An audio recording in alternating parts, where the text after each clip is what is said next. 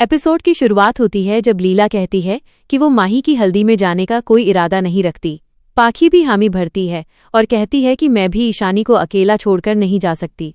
तोशु जोड़ता है कि इतना बड़ा तमाशा होने के बाद कोठारी हाउस में जाना समझदारी नहीं होगी। अनुपमा सबको समझाती है कि माही की हल्दी में जाना सिर्फ एक रस्म नहीं बल्कि हमारा फर्ज है। लीला तंज कसती है कि हर बार हमें ही क्यों झुकना पड़ता है। अनुपमा शांत लहजे में जवाब देती है, उन्हें अपना अहम प्यारा है लेकिन हमें रिश्ते प्यारे हैं। अगर हम नहीं गए तो माही हमसे और दूर हो जाएगी और परी के उस घर में लौटने की उम्मीद भी खत्म हो जाएगी। लीला झल्लाकर कहती है, क्या हमारे बच्चों को रिश्ता जोड़ने के लिए यही एक खानदान मिला था? बाबूजी कहते हैं, बिटिया ये सब किस्मत का संयोग होता है। तभी परी वहां आती है और अनुपमा से कहती है कि वो माही को अपनी तरफ से गिफ्ट दे दे क्योंकि वो खुद नहीं जा पाएगी। इसी बीच राजा अचानक वहां पहुंच जाता है। सब दंग रह जाते हैं। राही बताती है कि हम बिना बताए यहां आए हैं। अनुपमा तुरंत कहती है, अगर वसुंधरा जी और पराग जी को पता चला तो उन्हें गलतफहमी हो जाएगी कि हमने राजा को भेजा है। राजा जवाब देता है, क्या मैं अपनी पत्नी से नहीं मिल सकता?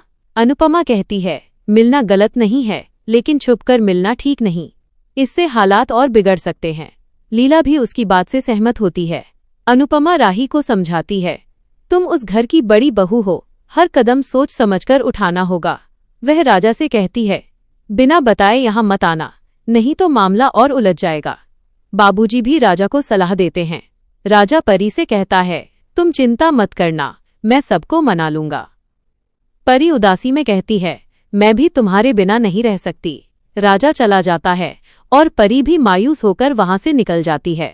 अनुपमा राही से कहती है, मुझे पता है तुम उनका रिश्ता सुधारना चाहती हो, लेकिन ऐसे कदम खतरनाक साबित हो सकते हैं। राही कहती है, मैंने कुछ गलत नहीं किया। दोनों एक दूसरे को देखने के लिए बेचैन थे। यह कहकर वो गुस्से में वहां से चली जाती है। राजा और राही घर लौटते हैं तो पराग और मोटीबा दरवाजे पर मिलते हैं। मोटीबा पूछती हैं, कहाँ गए थे तुम दोनों? राही झट से कहती है, हम कपड़े लेने बुटीक गए थे। मोटीबा पूछती हैं, तो कपड़े कहाँ हैं? राही सकपका जाती है। तभी प्रेम बैग लेकर आता है और कहता है, आप तो बैग गाड़ी में भूल गई थी। मोटीबा शक भरी नजरों से देखती हैं। मोटीबा पराग से कहती हैं, हल्दी के मौके पर शाह परिवार को राजा और परी के रिश्ते की सच्चाई बता देनी चाहिए। मीता तो परी को इस घर में लाना ही नहीं चाहती। पराग जवाब देता है, हम बच्चों की जिंदगी का फैसला यूं जल्दबाजी में नहीं ले सकते। मोटीबा कहती हैं, अगर देर करेंगे तो हालात हाथ से निकल जाएंगे। दूसरी ओर प्रेम राही से पूछता है, तुम राजा को शाह हाउस क्यों ले गई थी? वो कहता है, अगर बात बिगड़ी तो दोष तुम्हें ही मिलेगा। राही जवाब देती है, मैंने सिर्फ दो लोगों का दर्द समझा है, मैं नहीं चाहती वे अलग रहकर तड़पे।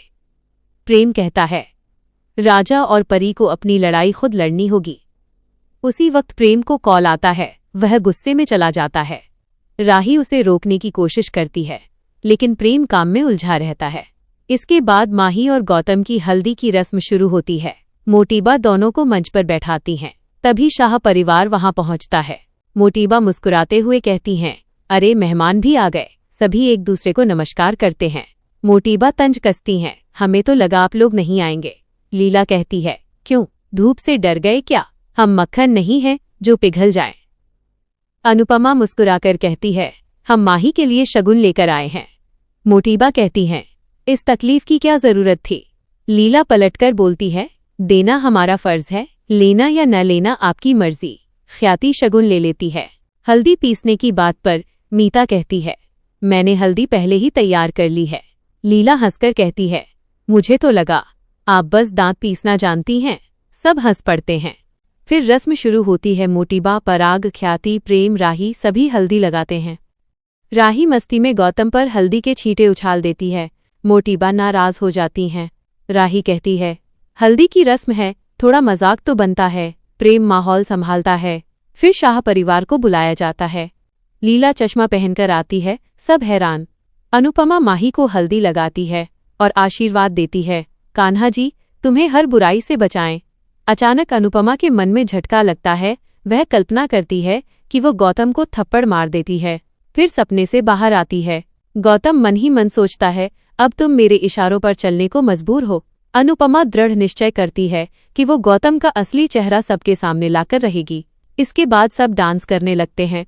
माही, गौतम, अनुपमा, मीता, प्रेम, राही, लीला, मोटीबा, पूरा माहौल खुशी से भर जाता है। डांस के बाद अनुपमा प्रेम से पूछती है, सब ठीक तो है? तुम और राही कुछ परेशान लग रहे हो। प्रेम कहता है, बस काम का दबाव है।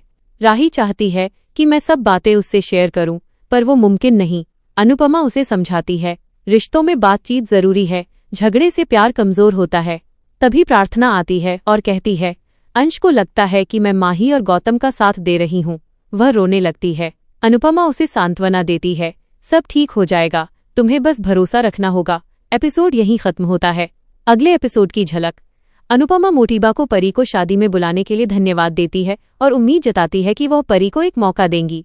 अंश गौतम से कहता है, मुझे तेरी असलियत पता चल गई है, आज सबके सामने तेरा चेहरा बेनकाब होगा। गौतम हैरान रह जाता है।